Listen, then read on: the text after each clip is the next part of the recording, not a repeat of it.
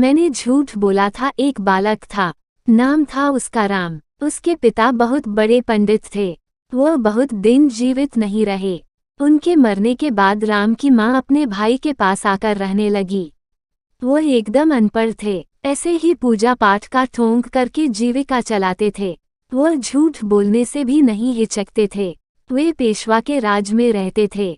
पेशवा विद्वानों का आदर करते थे, उन्हें वे दक्षिणा देते थे। वे विद्यार्थी को भी दक्षिणा देते थे। वे चाहते थे कि उनके राज में शिक्षा का प्रसार हो।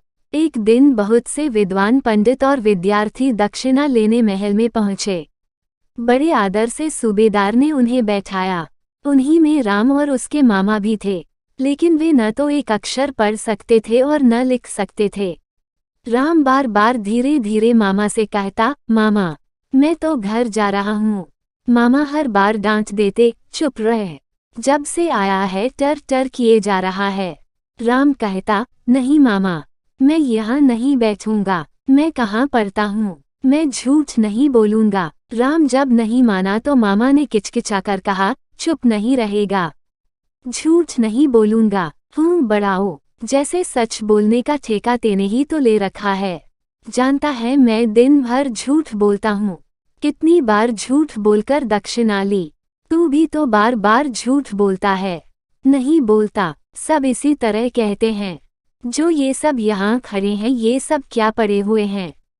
राम ने कहना चाहा, पर मामा, लेकिन मामा ने उसे बोलने ही नहीं दिया। डपट कर बोला, अरे खड़ा भी रह, तेरे सत्य के लिए मैं घर आती लक्ष्मी नहीं लौटाऊंगा, समझे।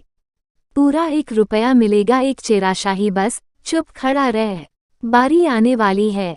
तभी पेशवा के प्रतिनिधि आ पहुँचे। उनके बैठते ही सूबेदार ने विद्वानों की मंडली से कहा, कृपा करके आप एक एक करके आते जाएं और दक्षिणा लेते जाएं। हाँ हाँ, आप आइए गंगाधर जी। गंगाधर जी आगे आए। सूबेदार ने उनका परिचय दिया, जी ये हैं श्रीमान गंगाधर शास्त्री, न्याय पढ़ाते हैं। पेशवा के प्रतिनिधि ने उन्हें प्रणाम किया। दक्षिणा देते हुए बोले, कृपा कर यह छोभेट ग्रहण कीजिए और खूब पढ़ाइए।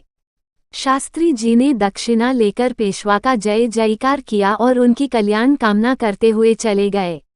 फिर दूसरे आए, तीसरे आए, चौथे नंबर पर राम के मामा थे। वे जब आगे बढ़े तो सूबेदार ने उन्हें ध्यान से देखा, कहा, मैं आपको नहीं पहचान रहा, आप कहाँ पढ़ाते हैं। मामा अपना रटा रटाया पाठ भूल चुके थे। मैं करने लगे। प्रतिनिधि ने बेचैन होकर पूछा, आपका शुभ नाम क्या है, क्या आप पढ़ाते हैं, बताइए न। लेकिन मामा क्या बतावें, इतना ही बोल पाए, जी मैं वहाँ। उनको इस तरह बौखलाते हुए देखकर सब लोग हंस पड़े। पेशवा के प्रतिनिधि ने कठोर होकर कहा, जान पड़ता है आप पढ़े लिखे नहीं हैं। खेद है कि आजकल कुछ लोग इतने गिर गए हैं कि झूठ बोलकर दक्षिणा लेते हैं। आप ब्राह्मण हैं, आपको झूठ बोलना शोभा नहीं देता। आपको राजकोष से दक्षिणा नहीं मिल सकती, पर जो मांगने आया है उसे निराश लौटाना भी अच्छा नहीं लगता। इसलिए मैं आपको अपने पास से भीख देता हूँ, जाइए।